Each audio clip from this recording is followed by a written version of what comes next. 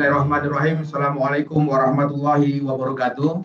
Waalaikumsalam warahmatullahi wabarakatuh. Selamat siang, salam sejahtera untuk kita semuanya, salam kebajikan. Alhamdulillah, alhamdulillahirabbil alamin, wa bihi nasta'in wa ala umuri dunya waddin. Wassalatu wassalamu ala asrofil anbiya wal mursalin wa ala alihi wa sahbihi ajmain. Amma ba'du. Yang saya hormati segenap pimpinan dan pengurus Solo Madani Indonesia Jaya. Saya kira untuk mempersingkat waktu karena singkat sekali waktu yang diberikan, saya tidak sebutkan satu persatu namanya. Kemudian juga para guru besar yang menjadi narasumber dalam acara ini, sekali lagi juga mohon maaf tidak saya sebutkan satu persatu namanya. Dan seluruh hadirin wal hadirat yang hadir dalam acara webinar pada kali ini. Pertama, saya mengucapkan terima kasih diundang melalui Ustadz Sawirin Syakur, sahabat saya, untuk berbicara di forum ini sebagai Wakil Ketua Majelis Permusyawaratan Rakyat Republik Indonesia. Mungkin karena itu pula moderator memberikan kesempatan saya berbicara pertama karena mungkin penghormatan terhadap lembaga tinggi negara yang saya pimpin saat ini. Meskipun secara kualitatif di antara pembicara, 5 pembicara cuma saya yang bukan guru besar ini, Pak Mas Muhammad. Saya bicara di antara guru besar ini, saya bisa segera menjadi guru besar. Amin, amin. Amin, amin. Kedua, saya mengapresiasi webinar ini, apalagi diselenggarakan oleh Solo, kota yang paling bersejarah dalam memberikan kontribusi bagi bangsa Indonesia, karena kita ketahui 2 dari 7 presiden Indonesia itu asli Solo. Yang pertama adalah Pak Harto, orang Solo, yang kedua Pak Jokowi.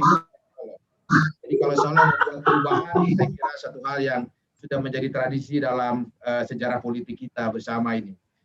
Bapak Ibu sekalian yang saya muliakan, saya dikasih waktu 10 menit oleh moderator untuk menyampaikan pemaparan saya terkait muhasabah tentang 62 tahun kembalinya Undang-Undang Dasar 1945.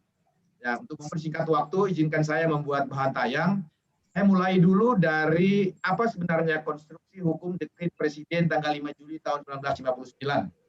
Mohon ditayangkan, dekret Presiden tanggal 5 Juli tahun 1959 ini ditandatangani oleh, tolong dekretnya, Bapak Ibu sekalian boleh lihat di layar, ditandatangani oleh Presiden Soekarno dengan menggunakan sumber hukum keselamatan rakyat, bangsa, dan negara yang tertinggi karena situasi kedaruratan akibat Badan Konstituante gagal melaksanakan tugasnya untuk mengganti Undang-Undang Dasar sementara tahun 50 menjadi Undang-Undang Dasar yang kemudian kita pakai sekarang yang dituliskan dalam diktum putusan dekret ini. Mari kita lihat konstruksi hukumnya. Dalam teori perundang-undangan, saudara-saudara sekalian, diktum yang menjadi putusan dan mengikat itu adalah apa yang menjadi diktum putusan. Tetapi kita lihat di mana letak yang disebut Piagam Jakarta, kedudukan hukum Piagam Jakarta dalam dekret ini. Kita lihat dalam konstruksi hukum dekret ini bahwa frasa yang mengatakan bahwa kami berkeyakinan bahwa Piagam Jakarta tertanggal 22 Juni 1945 menjiwai Undang-Undang Dasar 1945 dan adalah merupakan satu rangkaian kesatuan dengan konstitusi tersebut. Dalam diktum putusannya, ya antara lain diktum ini artinya yang mengikat bangsa dan negara Indonesia. Yang pertama adalah menetapkan pembubaran Badan Konstituante. Badan Konstituante itu semacam MPR yang kami pimpin sekarang ini, Mas Muhammad. Lalu kemudian menetapkan Undang-Undang Dasar tahun 1945 berlaku lagi bagi segenap bangsa Indonesia dan seluruh tumpah darah Indonesia. Dan itu mulai hari tanggal penetapan dekret ini dan tidak berlakunya lagi Undang-Undang Dasar sementara tahun 50. Kemudian membentuk Majelis Permusyawaratan Rakyat Sementara atau MPRS yang terdiri dari anggota DPR ditambah dengan utusan daerah-daerah dan golongan-golongan serta pembentukan Dewan Pertimbangan Agung Sementara akan diselenggarakan dalam waktu sesingkat-singkatnya. Inilah diktum putusan yang mengikat. Lalu bagaimana dengan naskah Piagam Jakarta? Nah, pertanyaannya adalah bagi kita semua, terutama generasi muda kita saat ini, barangkali bertanya-tanya apakah gerangan namanya Piagam Jakarta itu? Bagaimana cara kita mengetahuinya? Nah, cara kita mengetahui apakah yang dimaksud dengan Piagam Jakarta itu, saya menggunakan 2 pendekatan dalam memahami konteks pembahasan webinar kita pada siang hari ini, Mas Taufik. Pertama, pendekatan historis, pendekatan sejarah. Mas Sawirin Syakur mengirim saya tentang jas merah. Jangan sekali-kali meninggalkan sejarah, kata beliau. Jadi kita menengok sejarah. Nanti judul ceramah saya ini saya tambah lagi, Mas Taufik. Ya. Bukan sejarah saja, tapi jas hijau. Wah. Jangan meninggalkan sejarah, jas hijau jangan sekali-sekali hilangkan jasa ulama. Oh, Nah, iya. kita lihat ini dalam perspektif sejarah. Setelah perspektif sejarah, saya akan membawa Bapak Ibu sekalian pada perspektif atau pendekatan hermeneutika. Pendekatan hermeneutika itu adalah pendekatan untuk melakukan interpretasi makna atas teks dan konteks historis seputar pembentukan Pancasila sebagai dasar negara dan Undang-Undang Dasar sebagai konstitusi negara kita. Jadi memahami konstruksi hukum doktrin baik teks dan konteks tidak kita dapat pahami tanpa kita mempelajari proses sejarah pembentukan Pancasila oleh para pendiri bangsa. Nah, saya mulai dari pembentukan Pancasila. Di MPR RI itu ada 3 dokumen otentik yang telah disepakati oleh MPR pada saat kami menyusun buku 4 pilar MPR RI dan juga dilanjutkan oleh UNS bahwa Pancasila itu dimulai dari pidato 1 Juni Bung Karno di depan sidang BPUPK atau Badan Penyelidik Usaha Persiapan Kemerdekaan. Samsul itu aja dulu. Sakai, kemudian mengalami perkembangan naskah Piagam Jakarta 22 Juni oleh Panitia 9 dan mencapai konsensus final tanggal 18 Agustus 1945. Bagaimana kaitannya Bapak Ibu sekalian? Karena mengingat waktu, saya langsung saja apa isi pidato Bung Karno di tanggal 1 Juni 45. Ada 3 skema yang Bung Karno usulkan pada saat dia menggunakan haknya sebagai anggota resmi sidang BPUPK, dia sebagai pembicara terakhir di tanggal 1 Juni. Kita tahu BPUPK itu ada 2 kali sidang. Sidang pertama itu tanggal 29 sampai 1 Juni. Agendanya membahas apa dasarnya jika Indonesia merdeka kelak. Sidang kedua tanggal 10 sampai 17 Juli agendanya membahas rancangan Undang-Undang Dasar bagi negara Indonesia merdeka. Ada 40 pembicara dari 60 orang anggota sidang BPUPK di sidang pertama. Kemudian sidang kedua nambah lagi 6 orang sehingga menjadi 66 orang. Dipimpin oleh Dr. Rajiman Wediudiningrat, ada wakil ketuanya orang Jepang, kemudian ada ketua muda RP Panji Suroso. Kenapa ada orang Jepang? Karena BPUPK ini bentukan Jepang, namanya Dokuilchi Jukicho Sakai. Soekarno mengambil kesempatan pembicara terakhir setelah dia mendengarkan pendapat, dasaran, serta gagasan para anggota sidang BPUPK yang lainnya. Ketika membahas apa dasarnya jika Indonesia merdeka kelak. Ada 3 skema yang bukan ditawarkan. Ini saya mohon maaf jadi agak cepat ini ya, Pak Moderator. Yang pertama adalah skema Pancasila. Yang kedua, kalau Pancasila tidak diterima, usulkan menjadi Trisila, yaitu 3 sila, namanya Trisila. Yang ketiga, kalau Trisila tidak diterima, usulkan menjadi 1 Ekasila. Nah, yang Pancasila, baik redaksi maupun susunan sila-silanya itu masih belum sama dengan yang sekarang ada di pembukaan Undang-Undang Dasar 45. Karena Bung Karno menawarkan sila yang pertama itu adalah paham kebangsaan. Yang kedua paham pri kemanusiaan, yang ketiga demokrasi, yang keempat kejateraan, dan yang kelima ketuhanan. Tetapi meskipun redaksi dan susunan silanya berbeda, Bung Karno lah satu-satunya anggota sidang BPUPK yang menjelaskan dasar filosofi yang terkandung dalam setiap sila-sila Pancasila itu. Ya, kemudian maka kita sebut Pancasila itu sebagai dasar falsafah. Kemudian dasar falsafah ini menjadi dasar negara, dan dasar negara ini menjadi grundnorm. Lalu Bung Karno juga menggunakan selain istilah filosofi segrondslag, juga menggunakan istilah Weltanschauung, yaitu pandangan dunia, yang kemudian menjadi pandangan hidup bangsa Indonesia, yang mana Weltanschauung ini kemudian menjadi ideologi. Maka jadilah pembahasan pada sidang pertama BPUPK itu, kata Bung Karno, kita mencari persetujuan paham tentang apa dasar filosofinya, apa Weltanschauungnya atau pandangan hidupnya bagi negara Indonesia merdeka kelak yang akan didirikan. Nah, Bung Karno menawarkan 3 skema itu, Pancasila, Trisila, dan Ekasila. Dia jelaskan apa makna filosofi yang terkandung di dalam setiap sila itu. Untuk mempersingkat waktu karena ini terkait dengan Piagam Jakarta, saya ingin menjelaskan apa yang Bung Karno jelaskan tentang sila ketuhanan yang Maha Esa. Saya ulangi, sila yang ditawarkan Bung Karno itu namanya adalah sila ketuhanan yang Maha Esa. Penjelasan filosofinya sebagai berikut. Pertama, kata Bung Karno, bahwa sila ketuhanan yang Maha Esa itu mengandung prinsip bahwa Indonesia merdeka dengan bertakwa kepada Tuhan yang Maha Esa. Prinsip ketuhanan bukan saja bangsa Indonesia bertuhan, tetapi masing-masing orang Indonesia hendaknya bertuhan. Tuhannya sendiri, dan hendaknya negara Indonesia satu negara yang bertuhan. Dari penjabaran filosofi yang pertama ini jelas sekali, Bung Karno menarik garis demarkasi yang kuat antara paham komunisme yang ateisme yang berlaku dalam komunisme dengan prinsip ketuhanan yang dianut oleh bangsa Indonesia pada pidato 1 Juni ini. Kemudian yang kedua, kata Bung Karno, hendaknya negara Indonesia ialah negara yang tiap-tiap orangnya dapat menyembah Tuhannya dengan cara yang leluasa. Bahkan Bung Karno memberi contoh, yang Kristen menyembah Tuhannya menurut petunjuk Isa Al-Masih, yang Islam menurut petunjuk Nabi Muhammad SAW, dan agama-agama lain menurut petunjuk nabi-nabi dan kitab-kitab yang ada padanya. Dari penjelasan filosofi yang kedua ini, jelas sekali bahwa sila ketuhanan yang Maha Esa menurut pidato Bung Karno 1 Juni itu menghendaki bangsa Indonesia menjadi bangsa yang religius. Yang Islam menjadi Islam yang taat, yang Kristen taat, Hindu Buddha taat, dan seterusnya. Yang ketiga, kata Bung Karno, segenap rakyat hendaknya bertuhan dengan cara berkebudayaan. Apakah cara berkebudayaan? Cara berkebudayaan itu bukan maksudnya Tuhan disuruh berbudaya, tapi cara berbudaya itu menjelaskan bahwa makna filosofi sila ketuhanan yang Maha Esa, tiap-tiap bangsa Indonesia menjalankan prinsip ketuhanan dengan tiada egoisme agama. Egoisme agama, misalkan saya sebagai seorang Muslim, pasti diajarkan oleh Al-Quran untuk meyakini agama yang paling benar di sisi Allah itu adalah agama Islam. Inna dina indallahil Islam.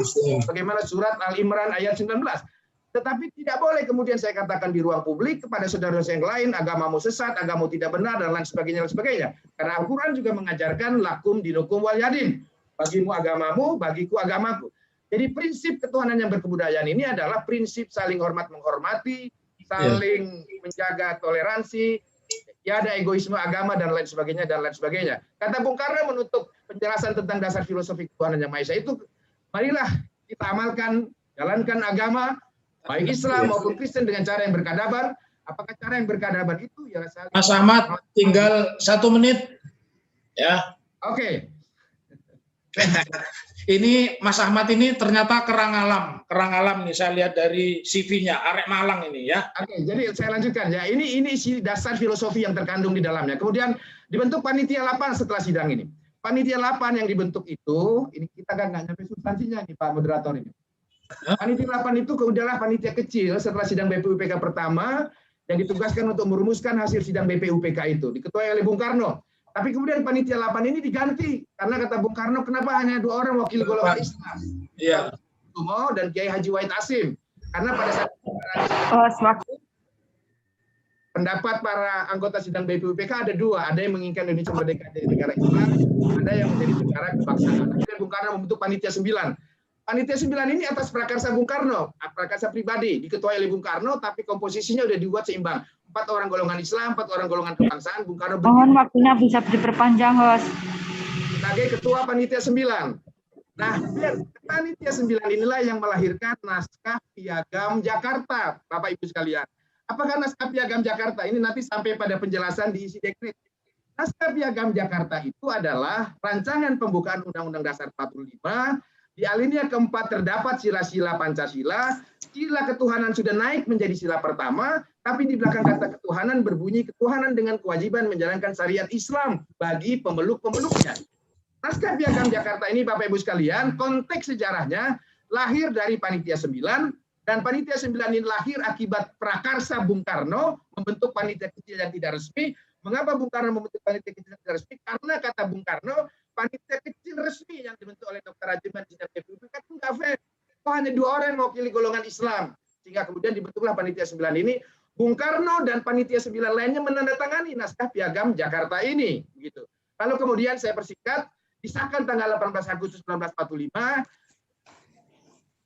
sila ketuhanan berubah menjadi ketuhanan yang Maha Esa itu akibat Bung Hatta sebagai wakil ketua sidang BPUPK mengambil inisiatif melobi tokoh-tokoh Islam agar bersedia merubah 7 kata itu menjadi ketuhanan yang Maha Esa. Alhamdulillah, Bapak Ibu sekalian, Bung Hatta tidak perlu waktu yang cukup lama untuk mendapatkan persetujuan tokoh-tokoh pendiri bangsa dari mohon pada host untuk bisa diperpanjang waktunya. Moderator ada usulan itu, memang agak substansi nggak dapat ini. Kalau saya minta waktu 5-10 menit lagi untuk bisa sampai pada substansi penjelasan ini. 5 menit aja ini, Mas Ahmad. Ya, nanti masih ada 5 pembicara nih. Kita terbatas waktunya. Ya, terima kasih moderator. Oke. Saya berharap substansinya masuk aja, itu aja kepentingan saya. Karena sudah banyak bicara di forum ini. Nah, jadi 7 kata ini itu Bung Hatta dalam bukunya Memoir Muhammad Hatta yang menjelaskan pada pagi hari mengambil inisiatif menemui tokoh-tokoh Islam, dan akhirnya para alim ulama pendiri bangsa Indonesia setuju perubahan 7 kata ketuhanan dengan menjalankan syariat Islam bagi pemeluknya menjadi ketuhanan yang Maha Esa. Karena pada waktu itu, kalau dipaksakan naskah Piagam Jakarta ini menjadi bagian dari Konstitusi Indonesia Merdeka, Indonesia bagian timur bisa saja tidak ikut dalam perahu kemerdekaan bangsa Indonesia. Akhirnya para alim ulama demi persatuan bangsa Indonesia kemudian menyetujui perubahan 7 kata menjadi ketuhanan yang Maha Esa, sehingga akhirnya kemudian Indonesia berdiri sebagai negara ketuhanan yang artinya bukan negara satu agama, tetapi juga bukan negara sekuler yang menyampingkan nilai-nilai ketuhanan atau nilai-nilai religius. Maka berdirilah di 18 Agustus bangsa Indonesia dengan dasar negara Pancasilanya itu negara nasional religius, di mana semua umat beragama, Tuhannya diakui, Tuhannya umat Kristen, umat Islam, umat Hindu, Buddha, dan lain sebagainya. Maka dalam hari-hari besar kalender nasional kita, yang diperingati bukan hanya Idul Fitri, Idul Adha, Maulid Nabi, Isra Mi'raj, tapi juga Hari Raya Paskah, Natal, Waisak kita peringati. Itu satu bukti bahwa Indonesia adalah negara nasional religius yang semua agama yang hidup di Indonesia ini diakui dalam bingkai hukum negara Pancasila. Nah, sampai 18 Agustus sahlah Pancasila sebagai dasar negara Indonesia merdeka dengan sila ketuhanan yang Maha Esa dan seterusnya. Lalu kemudian Pemilu 55 salah satunya menghasilkan badan konstituante, lalu kemudian gagal melaksanakan tugasnya, akhirnya Bung Karno mengambil langkah hukum mengeluarkan dekret presiden tanggal 5 Juli dengan meletakkan posisi hukum Piagam Jakarta itu dalam konsideran menimbang. Nah, dalam teori perundang-undangan, konsideran menimbang ini bukan diktum, tapi dia menjiwai konstitusi kita. Karena in principally, diktum putusan itu kita kembali kepada Undang-Undang Dasar tahun 1945, yang artinya adalah Undang-Undang Dasar Negara Nasional yang disetujui 18 Agustus 1945. Lalu di mana diletakkan syariat Islam itu? Nah, sebagai bangsa dan negara dengan umat Islam terbesar di dunia, tetapi tidak menjadi negara Islam, maka kemudian Bung Karno membuat konstitusi hukum meletakkan Piagam Jakarta atau syariat Islam itu dia memberikan jiwa daripada konstitusi kita. Maka dalam prakteknya adalah dengan demikian pelaksanaan syariat Islam bagi umat Islam itu dilaksanakan dalam bingkai negara hukum Pancasila. Jadi syariat Islam dalam bingkai negara hukum Pancasila, bukan NKRI bersyariah. Kalau NKRI bersyariah, maka kita menjadi negara agama yang itu keluar dari konsensus para pendiri bangsa, termasuk ijtihad para alim ulama pendiri bangsa yang sudah menyetujui Pancasila dengan sila ketuhanan yang Maha Esa itu. Konsekuensi hukumnya bagaimana? Ini terakhir, Pak Moderator. Jadi konsekuensi hukum dengan pelaksanaan syariat Islam di dalam bingkai negara hukum Pancasila, kita lihat dalam undang-undang lex spesialis yang mengatur kepentingan umat Islam, kita telah menyetujui berbagai undang-undang yang mengatur tentang kepentingan umat Islam. Ada undang-undang wakaf, undang-undang penyelenggaraan ibadah haji, undang-undang surat berharga, sampai yang terakhir adalah undang-undang tentang pesantren. Ini semua partai-partai politik, fraksi-fraksi termasuk fraksi partai nasionalis seperti PDI Perjuangan menyetujui undang-undang yang mengatur tentang kepentingan umat Islam ini. Karena prinsipnya sepanjang undang-undang yang mengatur tentang kepentingan umat Islam atau syariat Islam ini tidak mengganggu kepentingan umat beragama yang lain, maka dapat dibentuk peraturan perundang-undangan yang mengatur kepentingan umat Islam. Nah, saya kira disinilah esensi kita memperingati dekret presiden. Kita telah meletakkan syariat Islam dalam bingkai negara hukum Pancasila dan memberikan penghormatan yang luar biasa kepada kepentingan umat Islam untuk menjalankan syariat Islamnya sepanjang dia tidak mengganggu kepentingan umat beragama lainnya. Saya tidak menemukan ada undang-undang tentang pergi ke Yerusalem, undang-undang tentang ibadah umat Kristen dan lain sebagainya. Inilah yang menjadi konsensus dan kesepahaman kita sebagai bangsa Indonesia, bangsa yang besar dengan umat Islam terbesar tapi tidak menjadi negara Islam, letakkan kepentingan umat Islam dalam kepentingan yang sangat terhormat dalam bingkai negara hukum Pancasila. Moderator, saya kira demikian yang dapat saya sampaikan. Mudah-mudahan esensi pokok-pokok pikiran yang saya sampaikan sudah sampai ke para hadirin wal hadirat sekalian. Kurang lebihnya mohon maaf. Terima kasih. Wassalamualaikum warahmatullahi wabarakatuh.